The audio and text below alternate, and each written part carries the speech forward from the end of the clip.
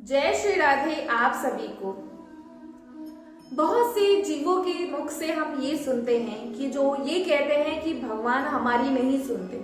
हम इतना भजन करते हैं लेकिन फिर भी जो भगवान है वो हमारी नहीं सुनते, हमारे कष्टों का निवारण नहीं करते। हम आप उन सभी से ये कहना चाहेंगे कि अगर आप श्री कृष्ण से प्रेम करते हैं तो यकीन मानिए आपको अपने इन दुखों से घबराना नहीं चाहिए, क्योंकि अगर हम पूर्ण आश्रय हैं कि हम ठाकुर जी पर हमारा पूरा भरोसा है तो हमें कभी भी घबराना नहीं चाहिए। घबराते हम कब हैं? हम जब घबराते हैं जब हम दूसरों पर भरोसा करते हैं। हमारा जो भरोसा है वो ना जाने कहाँ कहाँ टिका है। केवल एकमात्र हम बोल देते हैं श्री हरि शरणम, लेकिन बोलने से नहीं होगा। अगर आप श्री हरि शरणम कहते हैं तो होकर दिखाएं।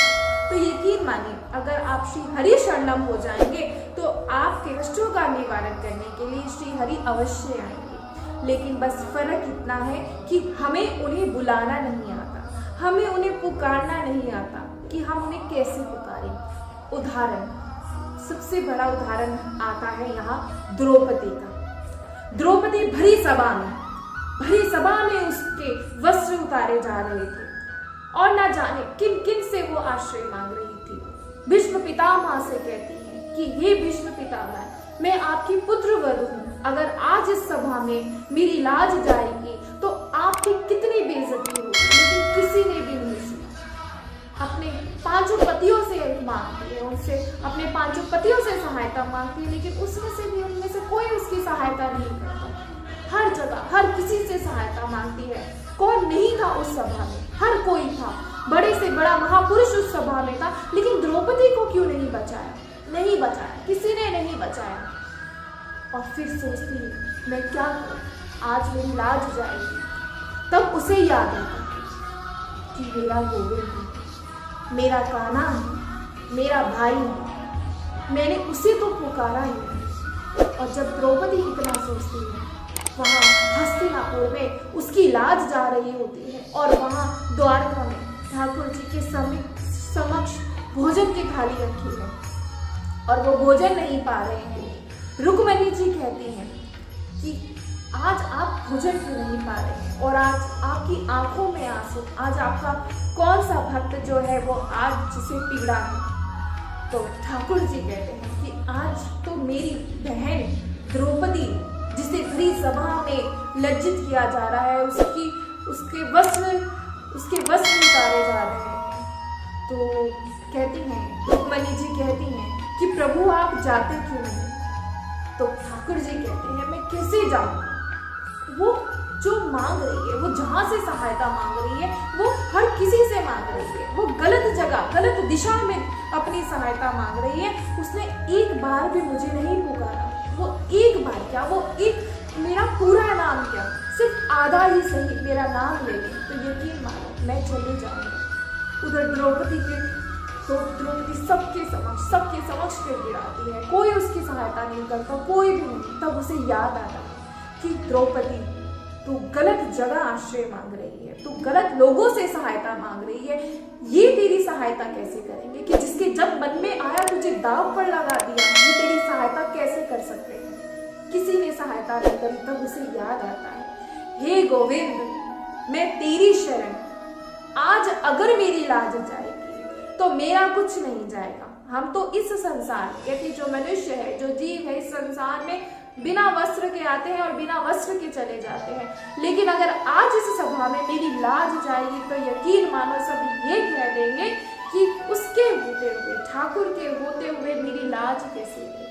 तब पुकारती है, तब कहते पहले तो साड़ी पकड़ के खड़ी थी और तब हाथ छोड़कर खड़ी हो जाती है और दोनों हाथ ऊपर करके हे गोविंद पुकारने लगती है। तभी जैसे ही उसकी साड़ी खत्म होने लगती है तो ठाकुर जी वहां प्रकट हो जाते हैं। ठाकुर जी उस समय द्वारका में थे और द्रौपदी उस समय हस्तिनापुर में थी। द्वारका से जो गोविंद है वो उसकी साड़ी, कहते उस समय उसकी साड़ी नहीं, श्री कृष्ण का पीताम्बर निकलता है जो साड़ी। और दुशासन, कितना बल था दुशासन में, 10,000 हाथियों का बल।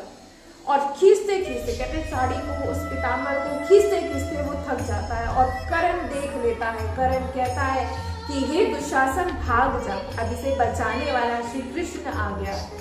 अब इसका हम बाल भी बांका नहीं कर सकते। इसीलिए और उस सभा में देखिए कि द्रौपदी, दुशासन थक कर बेहोश हो गया, लेकिन द्रौपदी की वो साड़ी को नहीं उतार पाया। इसलिए कहते हैं कि हमें पुकारना नहीं आता। हम कह देते हैं कि हरि शरणम, केवल बोल देने से आप हरि शरणम नहीं हो गए हैं। उससे मानिए मैं कुछ भी, मेरा कुछ भी, मैं सिर्फ इतना जानता हूँ कि जो मैं कर्म कर रहा हूँ कि वो कर्म करना मेरा कार्य है बस, और वो भी अच्छे, और बाकी जो मेरे प्रभु जाने। और पुकारना, हम पुकारते हैं पहले प्रभु को, पुकारने से पहले हम ना जाने कहाँ किस किस को पुकारते हैं और किस किस के पास जाते हैं मदद मांगने के लिए। अगर पहले ही कहते, अगर हम पहले ही प्रभु से पास उनको याद कर ले तो यकीन मानिए जो हमारे खुद, कहते हैं श्री हरि खुद चल कर आएंगे। कभी ये मत सोचे कि किस किस को देखेंगे, सबको देखते हैं, लेकिन जो बहुत दिल से पुकारता है उसके लिए खुद आकर यहाँ समक्ष खड़े हो जाते हैं और आते हैं। लेकिन हम क्यों नहीं समझ पाते, क्योंकि आज तक हमें पुकारना नहीं है।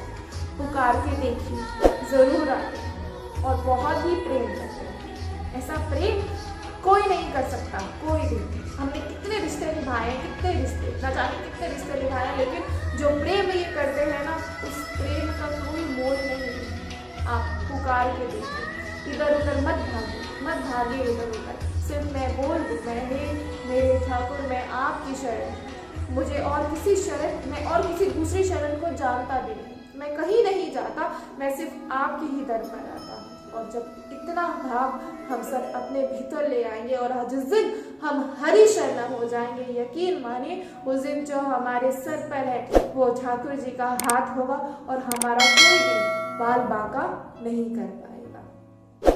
जय श्री राधे।